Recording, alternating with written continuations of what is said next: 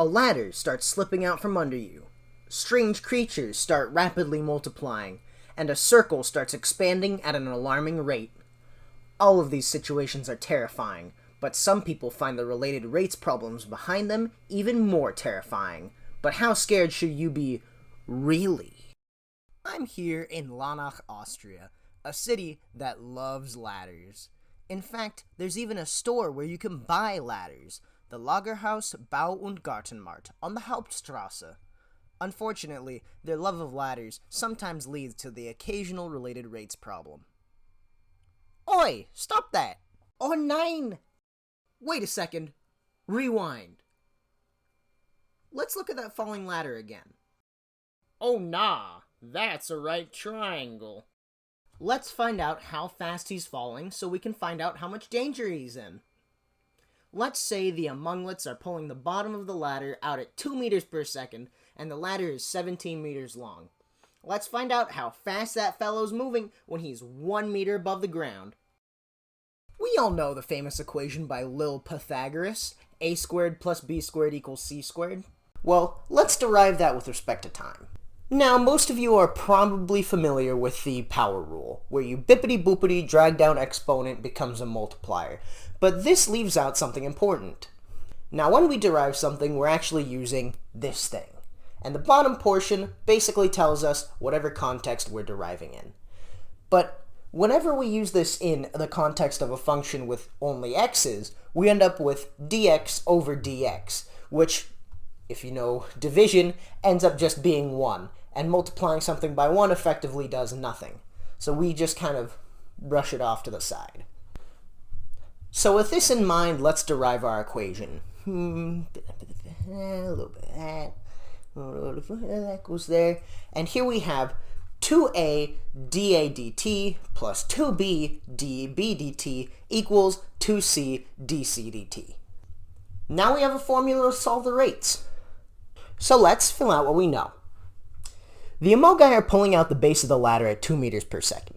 The Austrian man is 1 meter above the ground, and since the ladder is 17 meters long constantly, that means that dC dt is 0. We can just zero out that whole side of the equation. And we can use the Pythagorean theorem to find b. And now using algebra, we can solve for dA dt. There we go. It appears our boy on the ladder is moving at 34 meters per second downward. He is in a lot of trouble. But what about those strange creatures? Where are they coming from? This article says they're multiplying rapidly and extremely dangerous.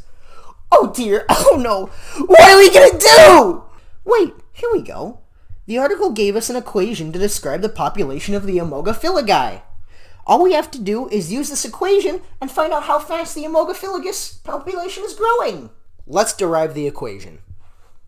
P to dP dt, bring down to 1/8. dF dt, and then 1f. dt dt is equal to 1, so we'll just get rid of that. Okay, the rate of Amogus population growth is dP dt equals 1/8 dF dt f. F is food, and food is people, so we can plug in human numbers for these. The current human population is around 7.9 billion as of 2022, and the human population grows by about 83 million per year. Divide that by 365 days, and we get 227,397.26 people per day. So let's plug these into the equation, and solving that we get...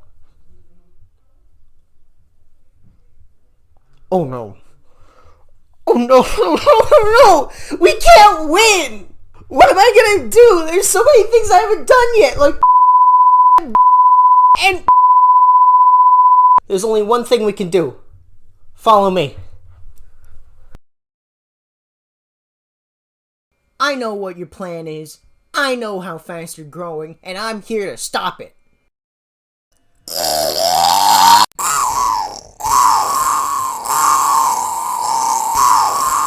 What is happening in the sky? I do not can believe my eyes.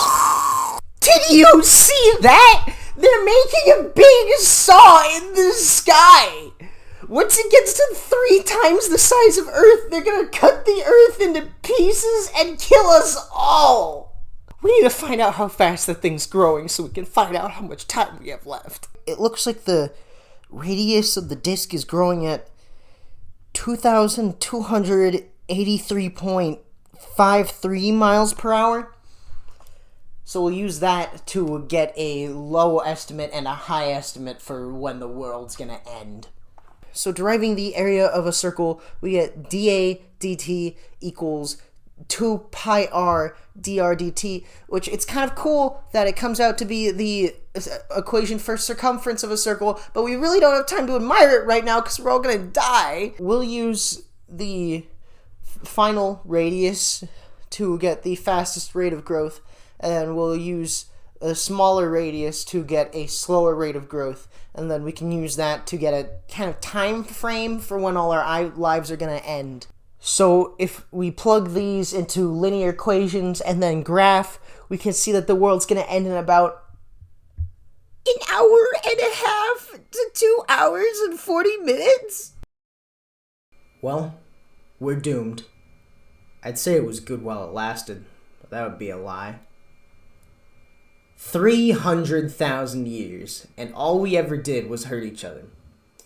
Fighting over land, food, water, money, killing each other, erasing other people's beings from this earth, and justifying it to ourselves and others through race, ideals, economy, and country, destroying relationships and never putting in effort to repair them out of pride, giving ourselves titles to say, I matter, unlike everyone else, waiting to right our wrongs until it was too late, trying to wipe ourselves out until some absurd threat did it for us.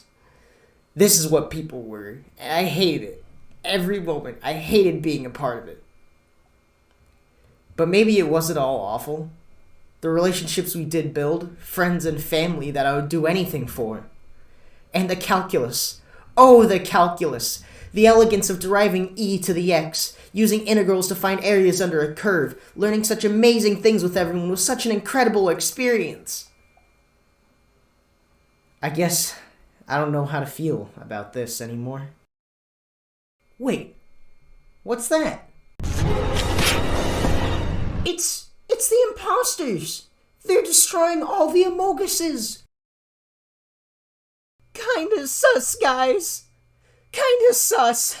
Why can't we be friends? Why can't we